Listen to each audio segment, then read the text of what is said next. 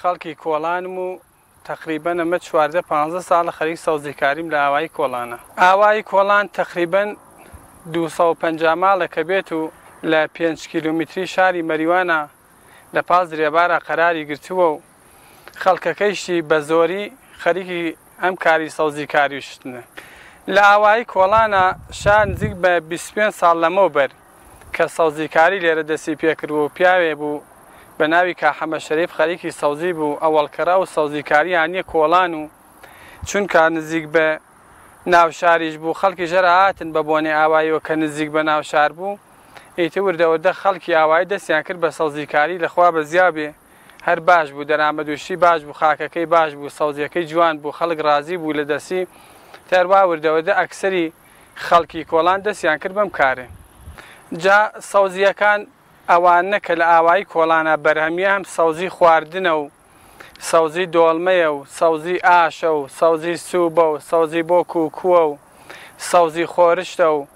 ئیتە هەروە شەلەمە و تورە و ئیتە ئەوەی کە لە بابەتی سەوزیۆ بێ خەڵکەکە گشتی بە پێی فەسلی خۆی مەسەلەن لە بەهارە سەوزی خواردن و دۆڵمەکەیەکەن و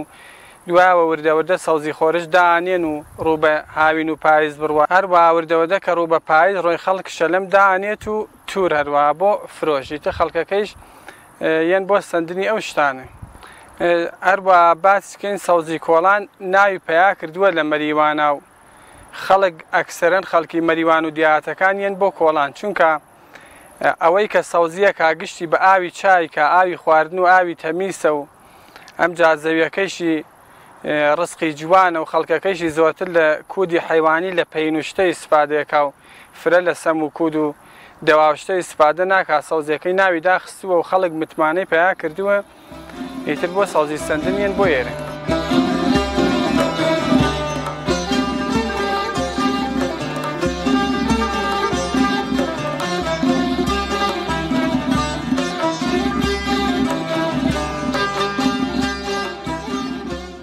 هەروە فرۆشی سەوزیەکەیشی چونکە ئاوتم کە نزیک بە ناوشارەیە ئەکسەرەن مشتریەکان نزیکترە قیمەتی ئێرە و ناوشار مەسەلەن لە کیلویەکە 10,000 تا 15,000 فەرقی هەیە کابرا هەمیە دەشتەکەی خۆشە هەمیە سەرێ لەم دەشت و دەرەیە هەم لێرا سەوزیەکەیشی هەبات و ئەوانش کە سەوزیان زۆرە ئەو چەرخ و دوکانانە کە هەن لە ناوشارە لێرە سەوزیەکان تەمینەکەن سەوزیان بۆ دووری بە قیمەت عومدەپیانەیت و ئەینەری بۆ ناوشار. هەروەها پێنجشەمان و جمعانیش کە تقریبەن بازاری خۆشترە و ئەم سەرجادەیە و تەبیعەتی هەیە و خەڵک سەوزی دانی و مێوە دانی و بازاری زۆر خۆشە خەڵک یەن بۆ سەوزی سندن بۆ سەر و جادانە. سەوزی کۆڵان ئیسێت کە خۆمان مشتریمان هەیە بۆ عێراقی ئەنێرین و ئیتر نەک بڵێم خۆم بە عامی خەڵکی کۆڵان ئەڵێم بۆ عێراقی ئەنێرن بۆ مەنتەقەی هەورامانی ئەنێرن تازەر وایەمە خۆمان مشتریشمان بووە کابرا لە تارانە بووە لە تارانە سەوزی کۆڵانی بردووە بۆەوەی. سەوزیەکان وتم سەوزی خواردنە و سەوزی خواردن نەکاتێ تروبچە و تەڕەتیزە و کەوەر و جافری و پیاز و نەعنا و ڕێحانێ بێجگاویشە سەوزی دۆڵمەیە سەوزی دۆڵمەکەی گژنیژ و شویت و شمڵی و مەرزە و جافری و پیازە لەگەڵ گەڵاسڵخە کە پێ پێچنەوە دوایشە سەوزی بۆ سووب هەیە جافری و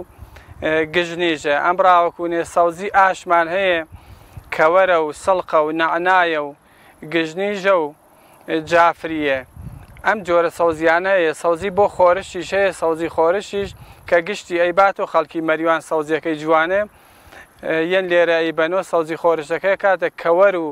جافری و گژنیژ و شویت و شمڵی و سڵغیاوەکوونێ ئیسفەناج ئەم نەوە سەوزیانە هەیە جگە لە سەوزی خواردنەکە. هەروە سەوزی کاریەکە کە دەست بەکارە بین لە برجی 12ەوە تقریبەن لە 20-12ەوە ئیتە ئەویش ئەمێنێتەوە بۆ خۆشی هەوا ئەگەر هەوا خۆشتر بێ لە شار لە 15-12ەوە یانە 15 ئیسفەندۆ دەست بەکار ببینیتە ئەگە باران و سەرما و تەڕوتوشیش بێ شاد خوا بە 25 و تقریبەن یەکی بەهار کە دەست بەکارە بی لە ئۆڵۆ خەریک سەوزی داچەندنیت و ئاویاری و لولە و قەترەی و گشتی ئامادەیەکەیت و تقریبەن شاید مەرحەلە بە مەرحەلەیتن سەوزی هەیە داچێنی وەک کەوەر و جافری و سەڵخوشتە یەکرا بەهار داوچەند هەتا پاییز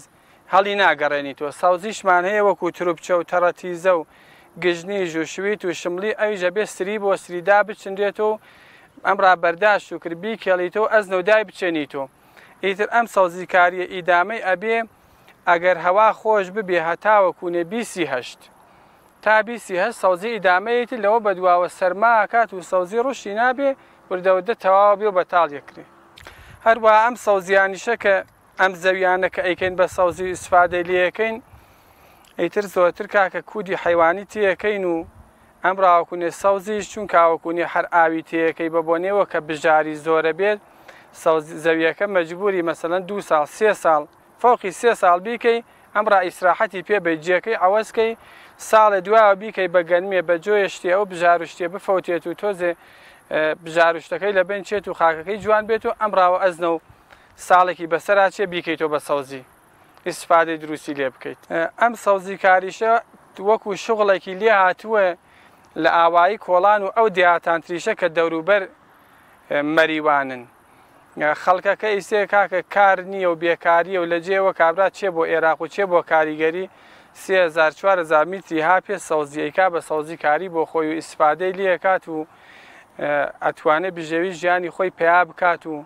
احتیاج و محتاج نەبێت نەچێ بەلا کاریگەری و ناو خانەوادەی خۆیان کارەکەی بکات و هەر وەختێ مەیلی بوو ئیسراحەتە کار وەختێ مەیلی بوو کارەکەی ئەنجامات و احتیاج بە ملاولا نابێت لەخوا بەزیابێ تقریبەن بڵێن کارێکی باشە.